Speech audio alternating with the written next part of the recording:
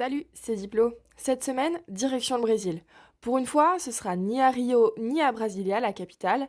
Non, ce sera la 10e ville du pays, Porto Alegre.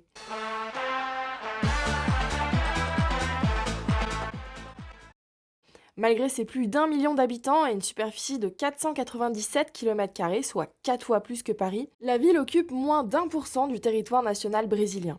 Elle s'est créée à la suite de nombreuses arrivées sur le territoire, notamment des éleveurs de bétail en premier, puis les jésuites portugais, les esclaves africains et enfin les immigrants européens, comme une majorité des villes brésiliennes d'ailleurs. Ce qui fait la particularité de Porto Alegre, c'est sa gouvernance. C'est une démocratie participative, avec des parcs urbains et des réserves biologiques ou encore des transports en commun gratuits. La ville s'est imposée comme la capitale de l'altermondialisme. Mais c'est quoi l'altermondialisme exactement? Eh bien, l'altermondialisme désigne les mouvements promouvant l'idée qu'une autre organisation du monde est possible et qui, sans rejeter la mondialisation, se propose de la réguler et réclame notamment la justice économique, la protection de l'environnement et l'arrêt de la surexploitation des ressources, mais aussi la protection des droits humains, entre autres. C'est à Porto Alegre que s'est tenu en 2003 le premier forum social mondial d'une envergure gigantesque.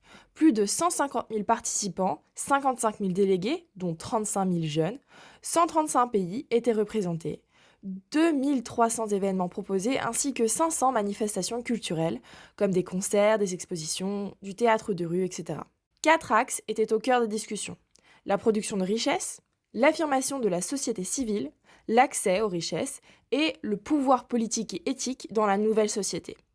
Des questions comme l'élimination de la dette des pays en voie de développement et la lutte contre les stratégies des organismes financiers internationaux comme le Fonds monétaire international, FMI, ont été également débattues. Le forum s'est tenu en même temps et en opposition au Forum économique mondial à Davos, qui réunit les grandes puissances économiques mondiales, ce qui est tout un symbole.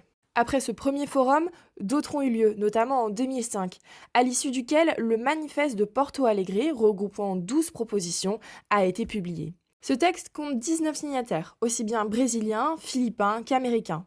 Et bien qu'il n'ait jamais eu l'ambition de parler au nom de la société civile mondiale, ni même au nom de l'ensemble des participants aux forums sociaux mondiaux, eh bien les déclarations qui y sont faites sont assez fidèles à la pensée du mouvement en général et peuvent servir à mettre en rapport les objectifs altermondialistes par rapport aux réalisations dont ces derniers se réclament. Les signataires suggèrent l'annulation de la dette publique des pays du Sud, qu'ils considèrent comme ayant déjà été payée plusieurs fois, et souhaitent le démantèlement des paradis fiscaux. Ils promeuvent le commerce équitable en refusant les règles de libre-échangisme de l'OMC et appuient le droit des États à la souveraineté et aussi celui des peuples, plus particulièrement celui des autochtones, à l'autodétermination, ce qui résonne particulièrement au Brésil. À Porto Alegre, l'altermondialisme est partout, et la ville demeure un exemple dans le monde entier. Le manifeste de 2005 reste dans les mémoires avec un titre plein d'espoir, Un autre monde est possible.